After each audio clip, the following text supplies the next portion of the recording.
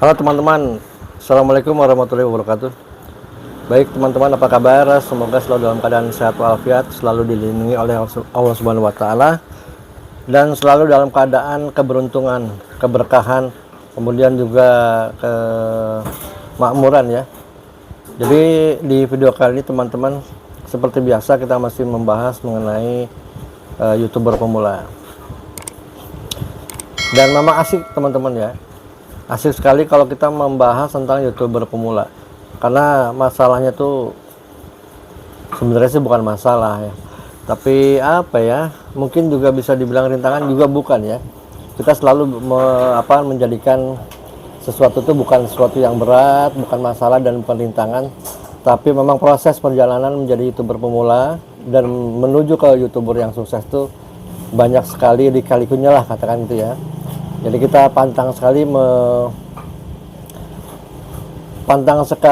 memberikan judul berat, susah, kemudian malas dan sebagainya.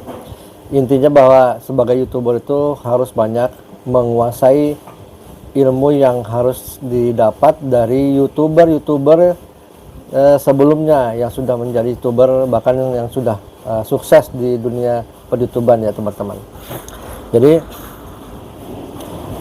berawal kita memang harus buat channel, buat email tuh ya, buat email Gmail tentunya, dan itu wajib sekali kita membuat Gmail karena itu selalu berhubungan, dan Gmail itu kan yang punyanya Google ya, Google dan timnya. Jadi kita harus mempunyai email Google, kemudian kita buat channel, dan channelnya itu pun harus benar-benar teman-teman kuasai. Kalau saran saya, sebaiknya teman-teman jangan ikut-ikutan ya, diserusin aja lah ya. Banyak juga sih yang bilang awalnya iseng, akhirnya jadi YouTuber sungguhan sehingga bisa berhasil. Tapi kalau menurut saya sebaiknya disusun rapi ya, sebaiknya disusun rapi, direncanakan dari awal bagaimana caranya kita menjadi YouTuber, karena sebenarnya persiapan juga banyak ya. Dari mulai kita memikirkan judulnya, kemudian memikirkan konten videonya, kemudian kita memikirkan isinya bagaimana, kemudian kita juga memikirkan syutingnya di mana, kemudian kita juga harus pikirkan perangkat yang digunakan untuk membuat konten tersebut. Dari mulai kamera, bisa pakai DSLR atau kamera HP, kemudian penguat suara barangkali yang menggunakan mikrofon eksternal, juga harus dipikirkan tripodnya biar dia goyang-goyang, juga harus dipikirkan latar belakangnya juga yang bagus. Jadi semua itu adalah susunan ya, beberapa susunan yang dipikirkan oleh teman-teman agar semuanya bisa berjalan dengan rapi.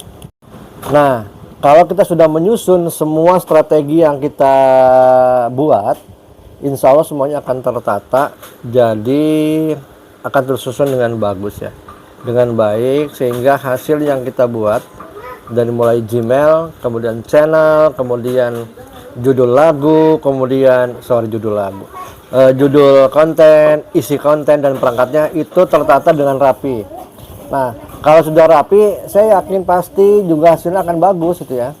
Kan kita juga membuat konten itu kan kita berpikir bagaimana caranya video kita itu ditonton banyak orang. Nah, salah satu syaratnya kan kalau kita membuat konten, membuat videonya pengen ditonton banyak orang, itu kan harus bagus. Isinya bagus, judulnya juga bagus, menarik, kemudian juga thumbnailnya juga menarik, durasinya juga nggak terlalu panjang tapi juga nggak terlalu sedikit, jadi semuanya itu berkaitan ya.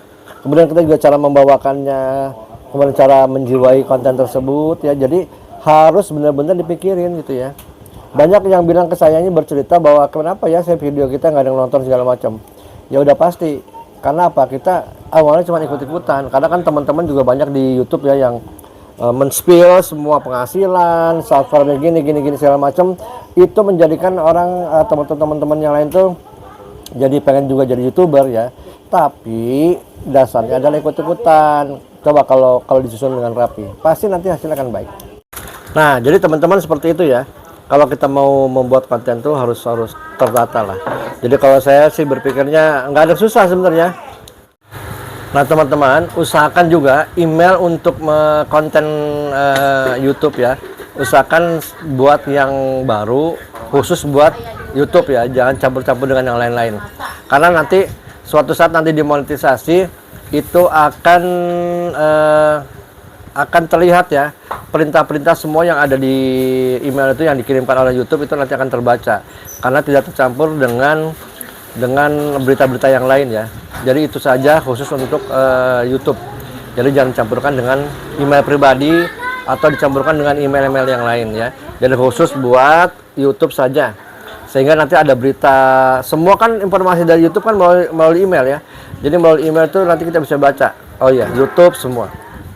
Kalau ada yang lain-lain segala macam nanti ada yang terlewat, khawatirnya nanti ada berita penting dari YouTube yang nggak kita sempat baca atau terlewat, itu bahaya karena informasinya tidak sampai. Contohnya nanti pada saat kita sudah mengajukan monetisasi itu dengan email, kemudian berita lulus atau enggaknya itu dengan email, kemudian perintah selanjutnya itu juga semua dengan email ya. Jadi email itu sangat penting dan dikhususkan untuk satu YouTube saja ya, satu channel YouTube untuk satu email. Jadi beritanya tidak simpang siur. Jadi nggak ada yang susah, semuanya itu akan mudah, gampang kalau kita berpikirnya gampang dan mudah. Banyak juga teman-teman yang trauma ya, khawatir ya, galau.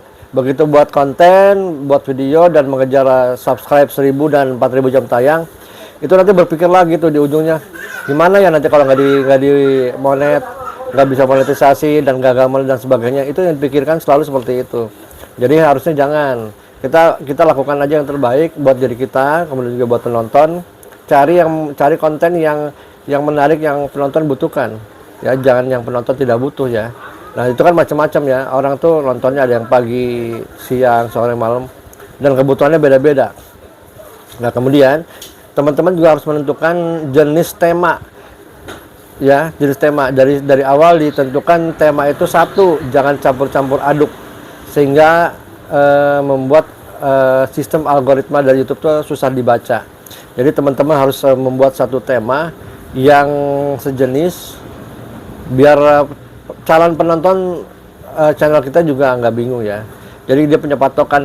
Kalau misalnya teman-teman punya channel atau tema tentang dunia otomotif atau bengkel motor lah katakannya, maka subscribe kita itu akan mencari channel kita karena berhubungan dengan otomotif.